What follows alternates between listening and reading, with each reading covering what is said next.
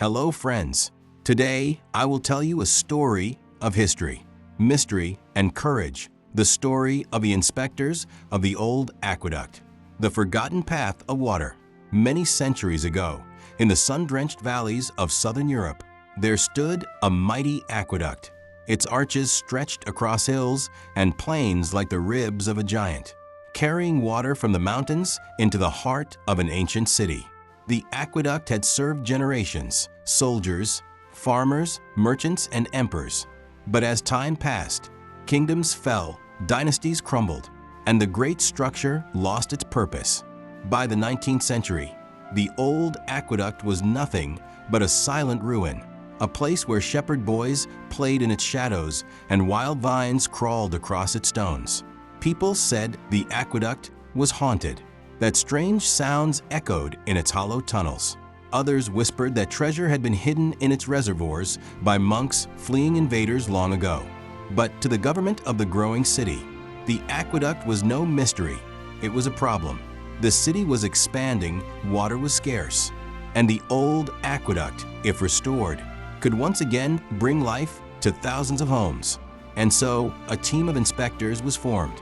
The team of inspectors. There were 4 of them. Antonio, the chief inspector, a man with silver hair and sharp eyes.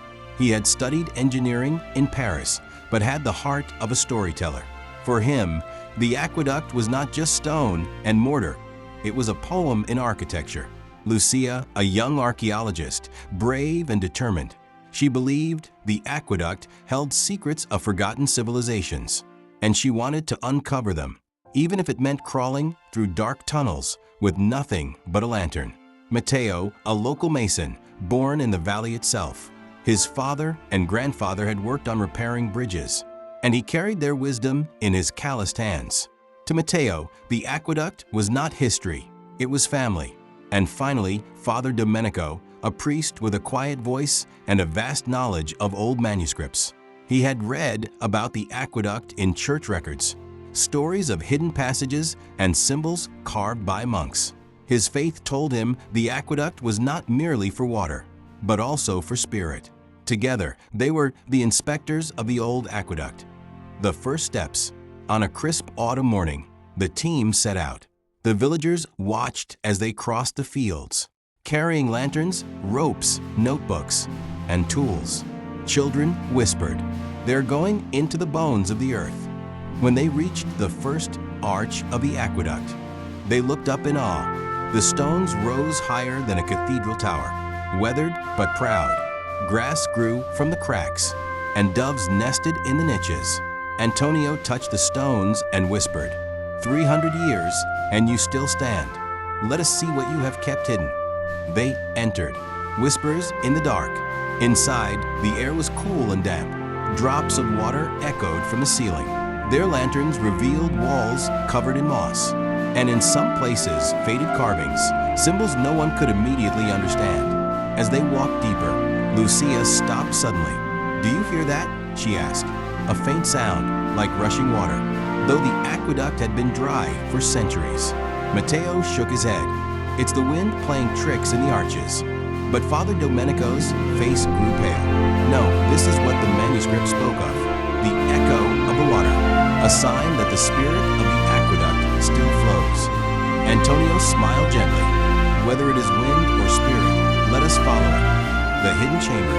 After hours of exploration, they reached a collapsed section. Vines hung like curtains.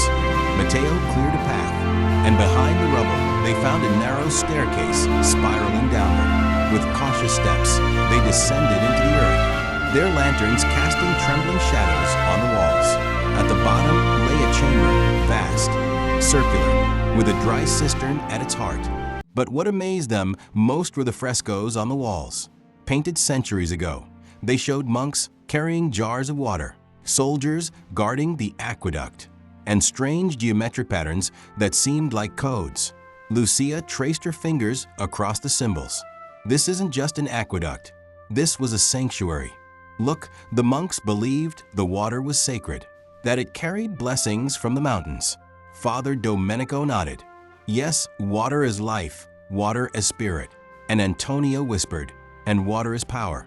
Whoever controlled the aqueduct controlled the city. The danger within. But not all secrets wished to be uncovered. As they examined the chamber, a sudden rumble shook the floor. Stones loosened from the ceiling. Matteo shouted, "The walls are giving way. We must leave." They scrambled back through the tunnels, dust choking their lungs. The aqueduct seemed alive, groaning as though it resented their intrusion. Just as the staircase crumbled behind them, they emerged into the light of the setting sun. Lucia gasped. If we had been a moment later, Antonio steadied her. We were spared for a reason. The aqueduct tests those who enter. The final revelation. That night, they gathered in the village inn. By lantern light, they pieced together the drawings they had copied from the frescoes. Slowly, the patterns revealed themselves. A map showing underground channels that no one in the present city knew existed. The old aqueduct was not broken, it was merely blocked. If cleared, it could once again bring water to the city. But the frescoes also told another truth, that the aqueduct had been guarded, not just maintained. A secret order of monks had sworn to protect it, believing that water carried both healing and destruction. For if too much power was given to one ruler, the city could drown in greed. Father Domenico closed his eyes in prayer. Now I understand. The aqueduct is not just stone, it is a covenant. If we restore it, we must also respect it. Legacy of the inspectors. Months later, work began. Guided by the inspectors' discoveries, engineers and masons cleared the ancient channels. Water flowed once again from the mountains to the city, fresh and pure. The people celebrated, but few knew of the dangers faced by Antonio, Lucia, Matteo, and Father Domenico. To the city, they were inspectors, but to those who knew the story, they were guardians, the ones who listened to the whispers of the old aqueduct and answered with courage. And so, the arches still stand today. Tourists take photographs, children chase pigeons beneath them, and lovers carve initials into the stones. But if you walk close enough and listen carefully, you may still hear it, the faint sound of rushing water in the silent aqueduct. Not just an echo of water, but an echo of the inspectors who once walked its hidden paths.